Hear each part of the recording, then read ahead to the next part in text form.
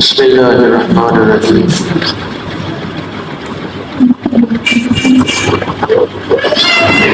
کلام کے سامنے عرض دیا تھا کہ تشہد کے وقت اشارہ کرنا یہ سنت ہے، آپ علیہ السلام والسلام کی سنت ہے اور چاروں اماموں کے ہاں سنت ہے۔ اس میں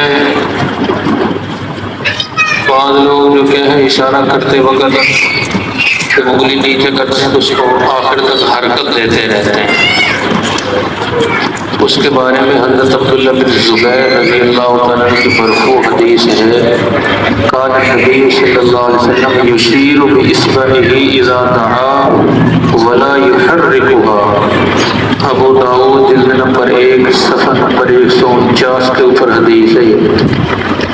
حضرت عبداللہ بن زبیر رضی اللہ تعالیٰ عنہ فرماتے ہیں کہ نبی اکرم صلی اللہ علیہ وسلم جب دعا کرتے یعنی تشہد پڑھتے اپنی انگلی سے اشارہ کرتے تھے اور اسے حرکت نہیں دیتے تھے، ولا یحرکها، اور اس کو حرکت نہیں دیتے تھے، بس اشارہ کرتے اور اللہ پہ انگلی نیچے گرا کے پھر آخر تک ایسے ہی رکھتے تھے۔